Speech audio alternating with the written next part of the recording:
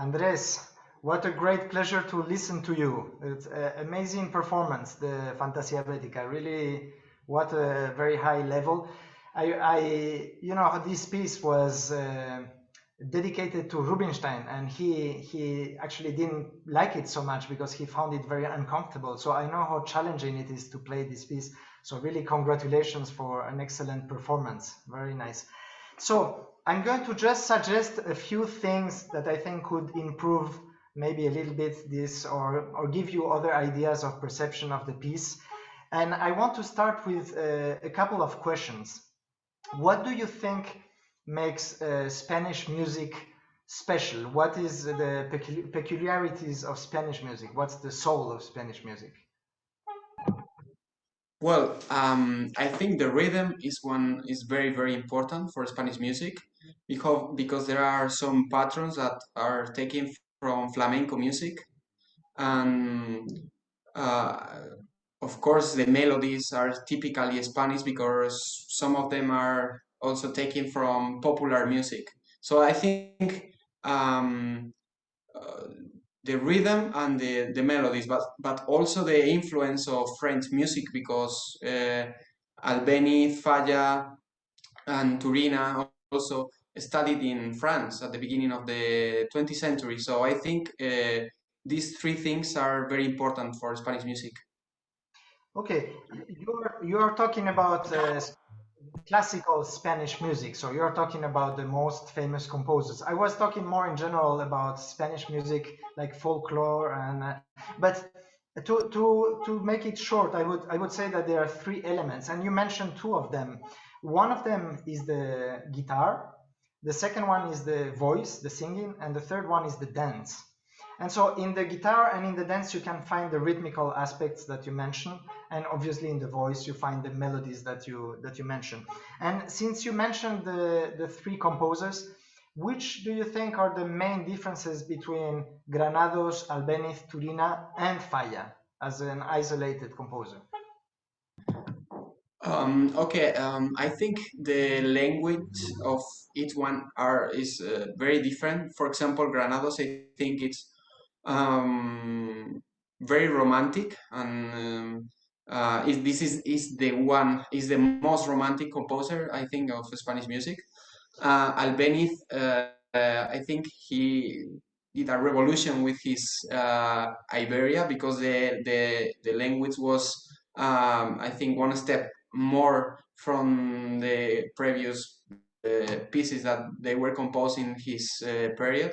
And I think that Falla uh, is more recognized from his orchestral pieces, and also because he composed using different styles, so, which I think is quite important. He has like three or four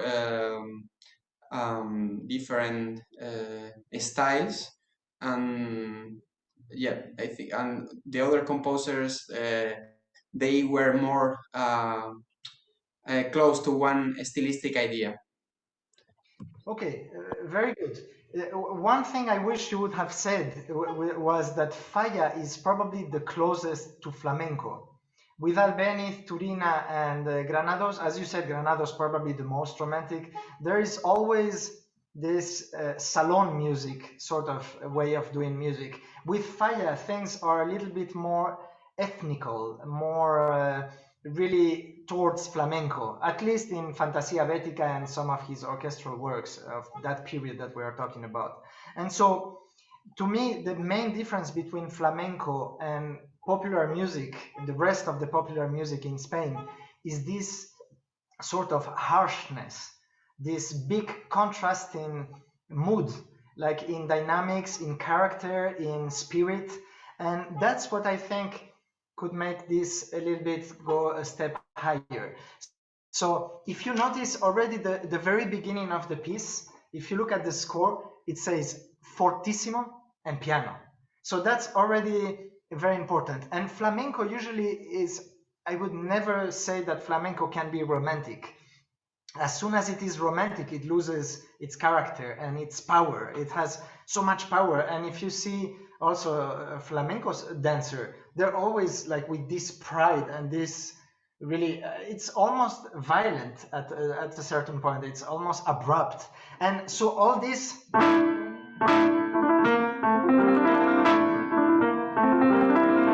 I would really make a huge contrast. And so for now, I will show you a few examples of this contrasting mood. There's this first, this is about dynamics first. And then there's also this section.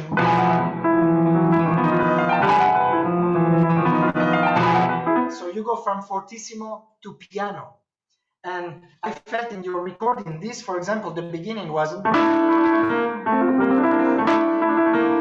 It's almost all, it's beautiful, but it's in the same level. So can you just try now really to make the first note, it would be nice, aggressive and immediate.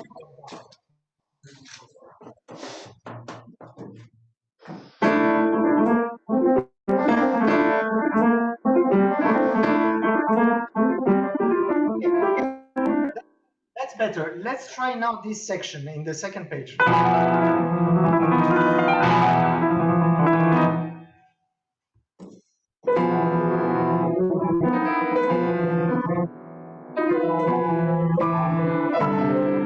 Okay, do you know what I think could help you also in this section? It's the matter of the pedaling. Of course, if you want to drop from fortissimo with huge chords back to piano in such a low register, you need to clean the pedal much sooner. So really, when you arrive here, it's already almost clean. Can you try again, please?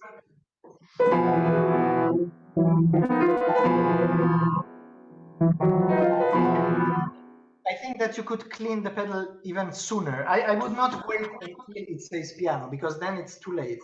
You will have a resonance on the previous one.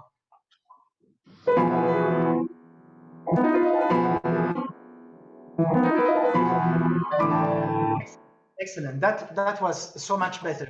So there are so many examples of this. I mean, in the third page where it says flessibile scherzando, it's mezzo forte, it's not fortissimo, but mezzo forte pianissimo. So I really think we should not hide these things. And if you keep looking in page 5, all these crescendos. See, you have mezzo forte, pianissimo, big crescendo, and forte. And pianissimo again. So I think you can manage not only with the pedal, the pedal will make an amplification for this crescendo, but also stop the pedal very quickly to make the pianissimo. So the control of the pedal will be very helpful. So the next big difference in character, I think, should come between the singing parts and the rhythmic parts. So let's say the dancing part and the singing. So when you're playing a singing part, in general, I like very much your singing parts, but the rhythmical parts, I felt at some moments they could be a little bit more strict. I wouldn't imagine a zapateado dancer changing the rhythm in the middle of the. So, for example, this is an example.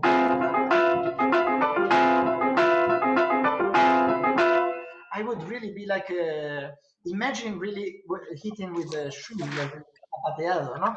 And of course, when he says poco pesante, I would still think it's poco pesante for a dancer, not a romantic poco pesante. So I think it's still. Can you try that section? Yeah.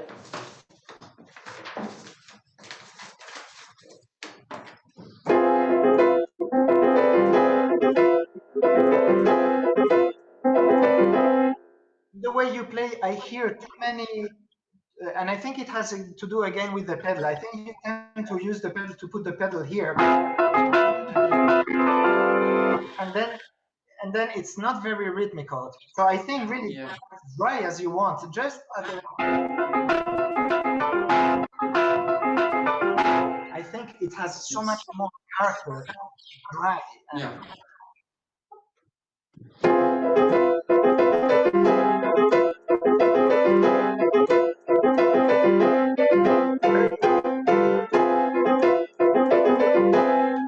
that's much better. And now the beginning also. I think the beginning is, I know it's fortissimo piano, but it's still quite a rhythmical thing.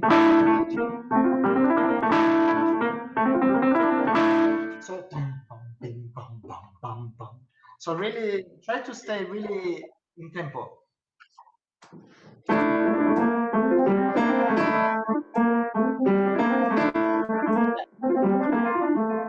Very good. I think there's a problematic with the fingerings because the way the fingers you use, you cannot arrive on time for the grace notes. Because if I exaggerate what you do,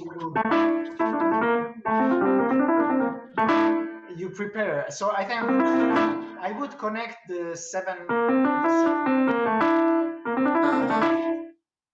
so that it's really in tempo, because otherwise you're always late. And also this, I don't know what fingering you use.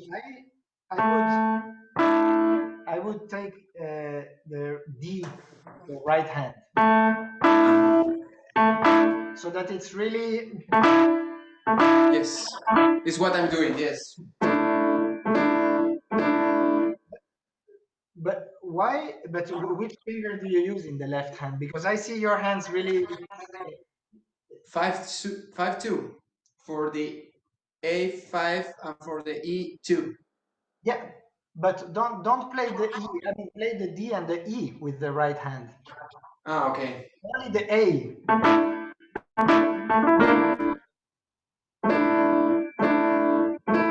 Yeah.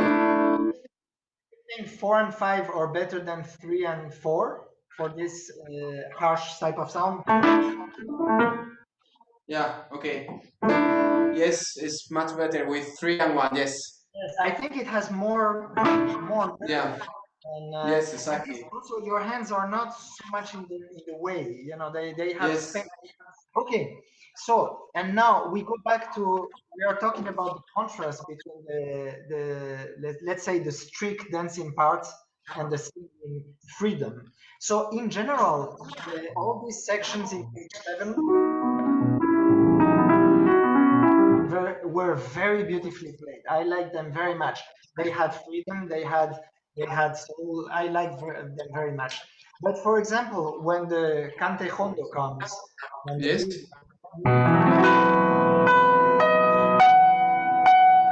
I would really be completely free. And you know how flamenco singers they do? They create tension with a long note and then they release it.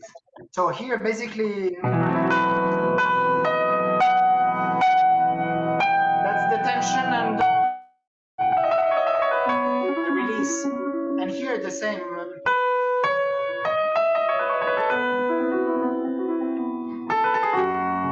So this this beam, it's you release it. So try to keep that tension. So imagine somehow that you could sustain, that you are singing in a much more free way. And can you try that section?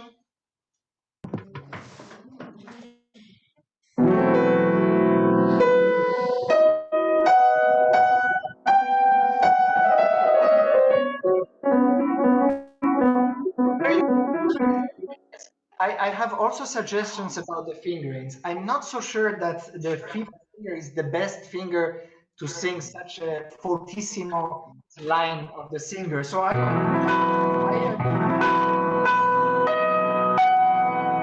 would use thumb and a 3 or some really much stronger thing. And then really, I would hold this. So really, this is the tension, and now you let it go. Can you try again?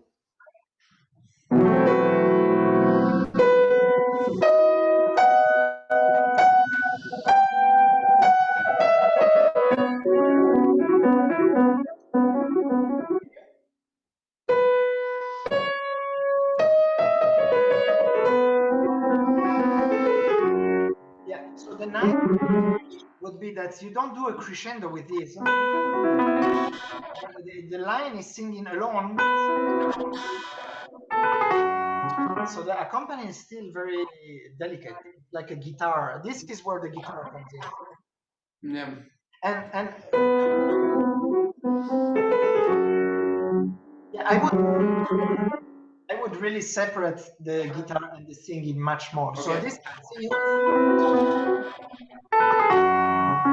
so that there's no, it's not like a metronomical resolution. Okay.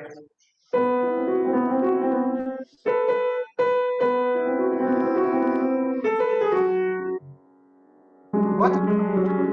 It's just a suggestion so that to get this separation. What about? Okay. I will work on that. Yep. And now change completely fingering 3, 5, 3, 2, 1, and switch again. Just so, just to see the feeling of release.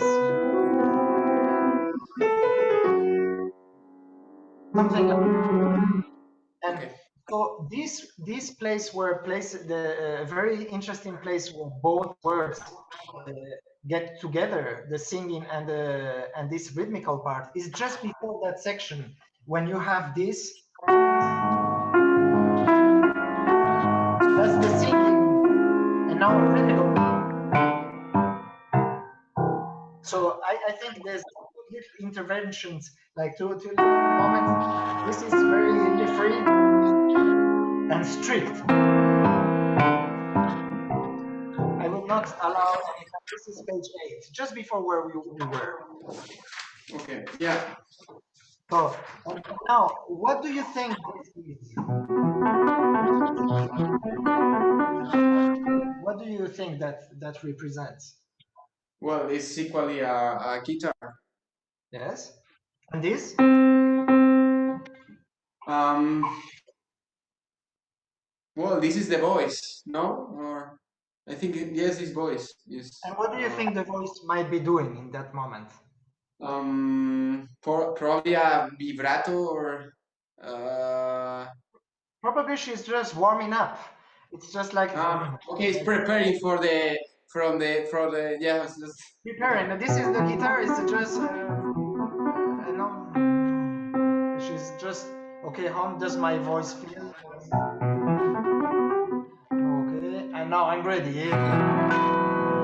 You know, so it's a little Yeah. bit like you are tuning or something, and all this. And now these things, for example, if you turn to page 12, this.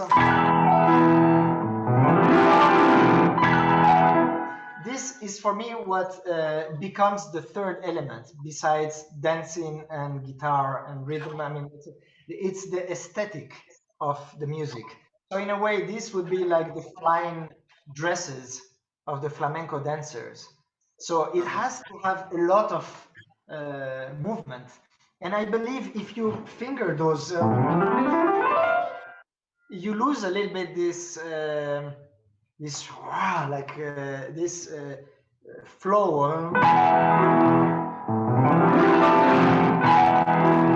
If you do, it becomes a little bit more technical. It's not an effect anymore. I believe it should be an effect. Yeah, the thing is, I do that because first it's a very slow glissando. I mean, because there it must be two beats, and the previous they are in the same beat. So two bars, sorry. And I'm sometimes the mechanical the piano has no a very good system, so I practice that in with fingers, yes. But yeah, you're right. I think I agree with you. With glissandos, you can always find a piano that is more difficult. You should always Yeah, have a plan B. That's fine to have a plan B. But I think plan A should yeah, be the glissando. And I agree with you that the glissando might seem too slow because it's 2 beats. But that you can do many things with that. You can just wait. You can do. I mean, you choose the speed of your glissando. It's not like the yes, glissando forces you to start quickly and arrive quickly. So you can just wait. So you decide the tempo and I think to get this big crescendo and this big effect, you need to speed up towards the end. So you need to wait before that. Okay. Okay. And now, since we have short amount of time, I wanted to see two elements of the intermezzo, the central part. Yes. It was very beautiful how you were playing it. Very beautiful. I liked it very much. But I just was feeling that we were missing. You know how in flamenco the palos is like the structure of how they count. They're always made reverse. Classical music counts from one and moves forward. Palos in flamenco go. It's like a big pickup to a one. So it's like -4, -3, -2, -1, 0. They go like that. So I believe this pickup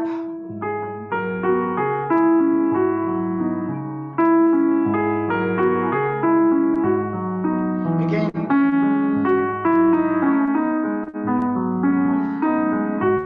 there's always this element of pick up to the melody that you were playing a much more horizontal line than and I think it's nice to separate this feeling. And something, sorry that I jump back and forth. I forgot to mention also about the cante hondo, the section here. One of the main differences between flamenco singing and, let's say, opera singing and bel canto singing is flamenco singing doesn't look for beauty in the voice, or beauty in the sense we understand it, and also doesn't look for extreme legato and extreme continuity. It looks for this harsh, sometimes it can seem even out of tune sort of voice with very, it's a very dark voice. So that's why Falla writes this. So I would try to enjoy that, the dissonance, and really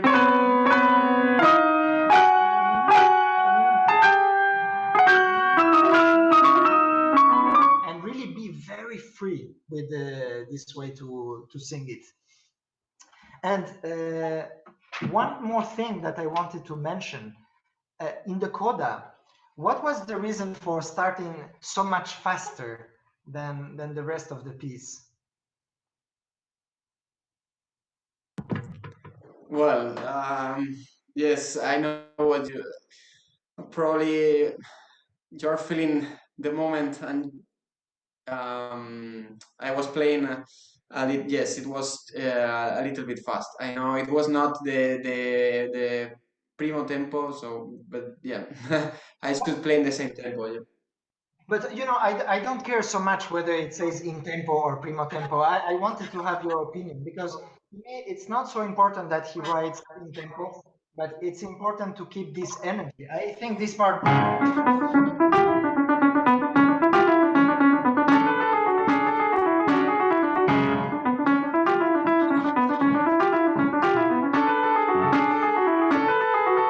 I think it's so strong if you keep it really like proud and very, in a way, cold. It's not. It doesn't have this romantic going forward. It's really Yeah. like a machine, and I believe those little accents are like palmas, like out of the beat. Those are really, they should be very. Do you want to try that? Yeah.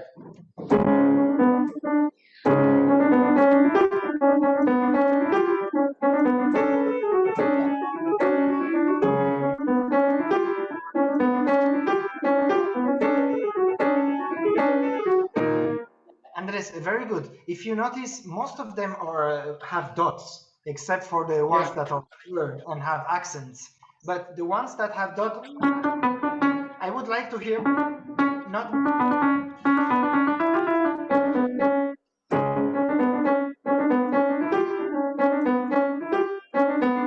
That's enough.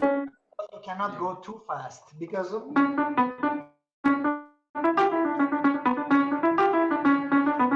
I think you need this very clean and dry articulation. And when you have the accent that comes off beat, like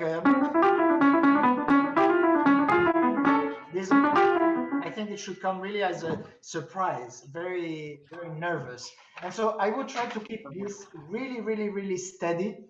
and really like almost like a machine. Like imagine a zapateado, really a dancer going with you, tom, toca, toca, toca, toca, toca, toca, toca, toca. Like you cannot move the tempo. It's really Okay. really steady. Even in here.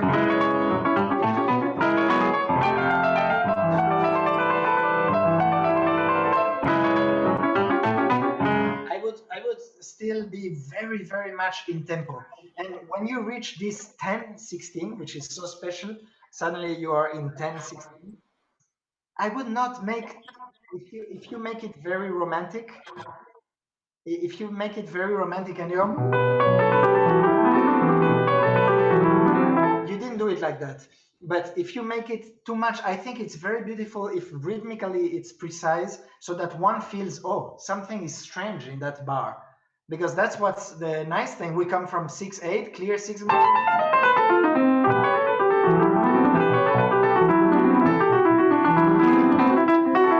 And it's very dry. And last thing about the very end, very important again also. I think you should picture a dancer really with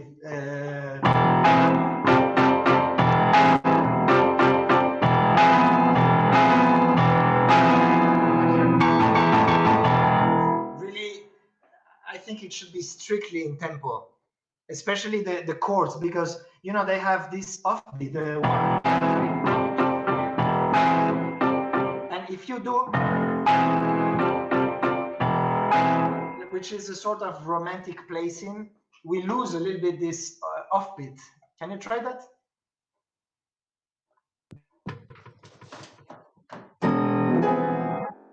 Sure.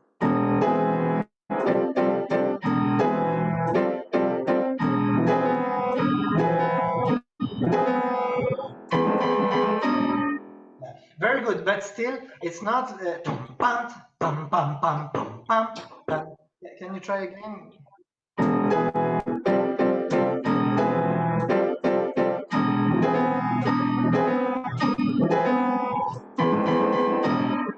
Very good. And this taka taka taka tom, it's still tom pam taka taka taka tom. I would not play.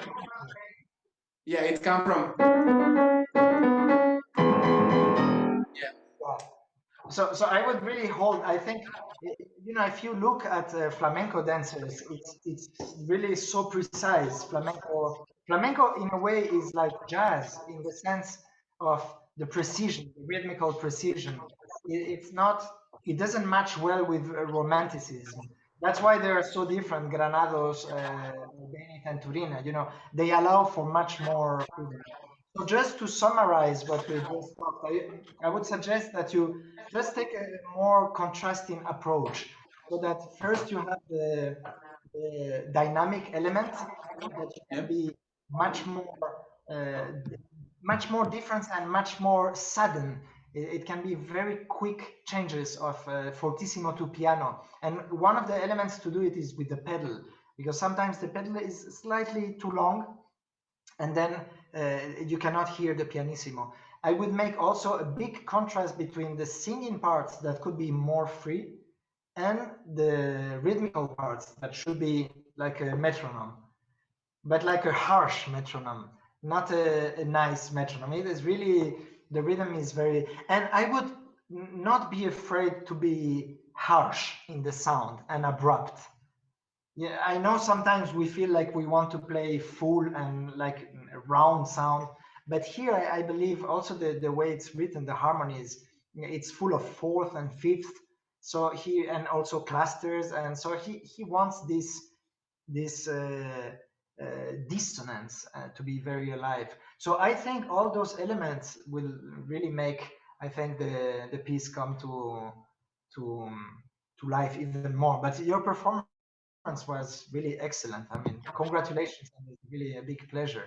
Thank you very much for your comments. I think it will help me a lot to improve my performance. And yeah, thank you very much. Well, thank you, Andres. Thank you. Thank you, Danielle. Welcome to our latest edition of the virtual masterclass mentoring program of the Joaquín Achúcarro Foundation. And today it's a great privilege to welcome one of my oldest and dearest friends, Daniel Del Pino, who's actually one of the most sought out pianists these days. You're so busy. It's wonderful to see that. And thank you so much for introducing us to the young, wonderful virtuoso Andrés Navarro. And we really have to thank Zoom for this because Andres, you're in Geneva, Danielle, you're in Madrid, and here I am in New York. So welcome. Thank you. And Danielle, I've always been impressed with your ease, your natural ease with so much repertoire. You really have one of the biggest repertoires of all pianists that I know. And stylistically, you play Bach, you play Spanish music, your recording of the Chopin etudes or your Granados, Goyescas, it's just superlative.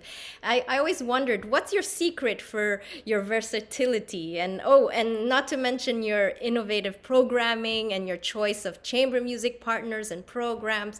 So, can you tell us a little bit about your secret? Well, I don't know if I can say I have a secret. I'm a very curious person, so I think I like many different things, and that makes me want to explore new things and discover new music, new styles, different styles. But I mean, I cannot say that it's easy. I mean, especially now with the family life, things become slower than before, and it takes much longer to learn a new piece. But I've always enjoyed playing lots of different repertoire and also lots of different groups. I love chamber music. I love solo. This is really. I'm now attracted even to composition. So a Oh, new. wow, I didn't know that. I learned something new about you. And Andres, tell me a bit about your upcoming projects. You know, you're very young, but you've already acquired such a huge bio. So just tell us a little bit about your upcoming Well, projects. now, as you know, everything is a bit difficult because it's very well. It's now almost impossible to travel around Europe. But in May, I have a concert with the Brussels Philharmonic Orchestra, and I will play the Saint-Saëns Concerto Number 2, which I think is a very exciting concerto, and yeah, I am now working on it. Wonderful. I'd love to get a recording. And Danielle, so I was really interested of your class today. I learned so much about flamenco and how rhythm sometimes it's much more effective to be severe and strict and not to be afraid to be harsh. And yet when you have those singings, you were talking about the palos that I was not familiar with, and I really enjoyed your class. And I was very tickled by the fact that you asked him to change his fingering once to redistribute it between the hands, which is something our teacher Joaquín Achúcarro does a lot and still does and still changes even when he's 88 and he still finds ways to be so creative in that way. And can you tell us a bit about your kind of background where you started to learn and how many schools, different kinds of schools you went through, and how that kind of has helped your versatility and your curiosity?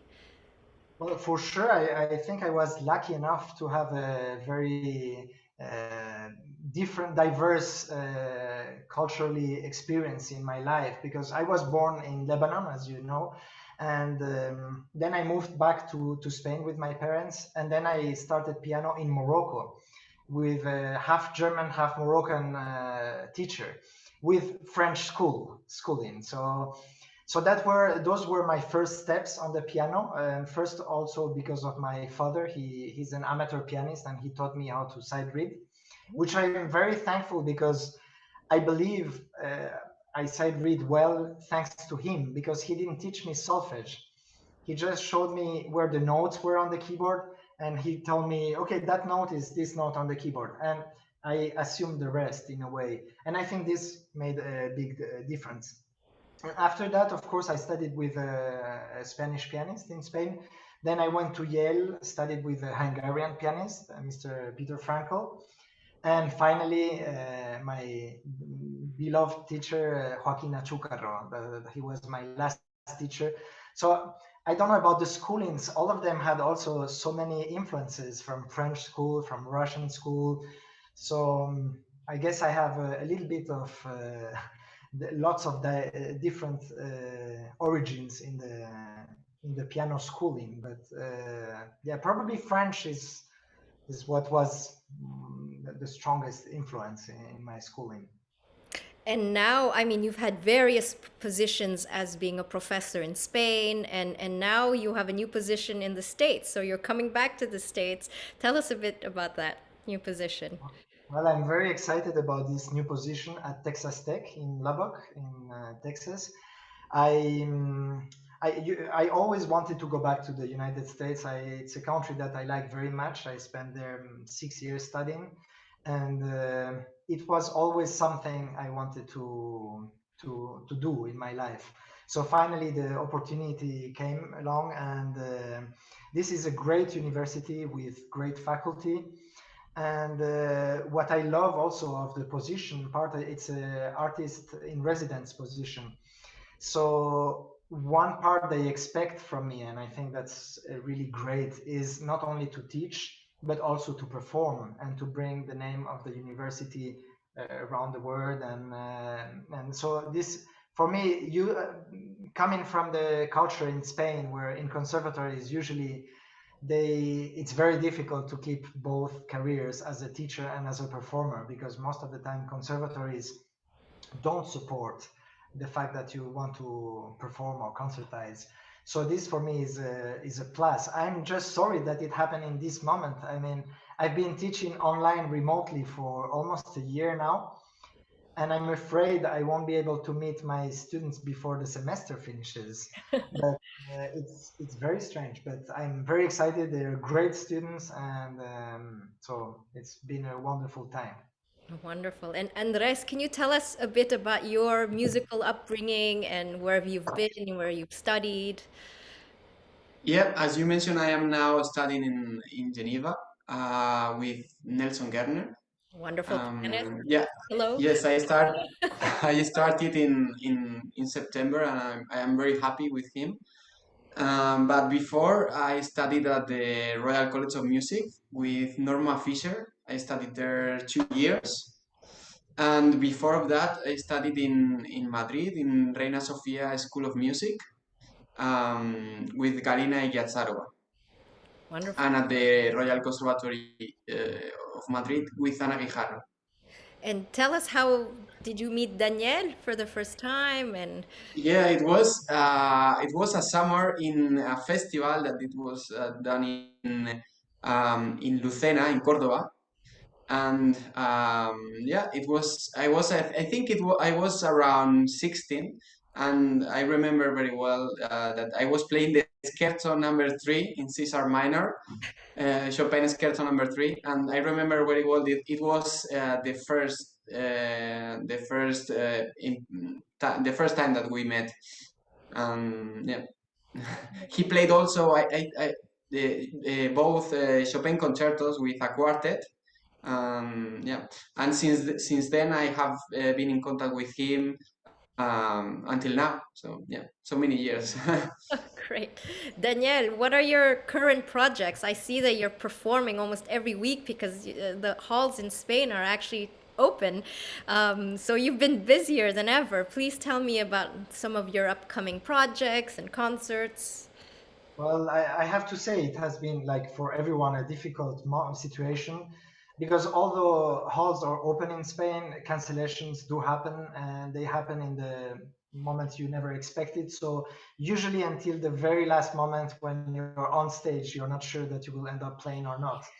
We've had several cancellations that still are not postponed, and we had several cancellations that got postponed 2 3 times, and we had some concerts that just happen normally. So it's complicated. So next projects, I have a little tour in Spain in March.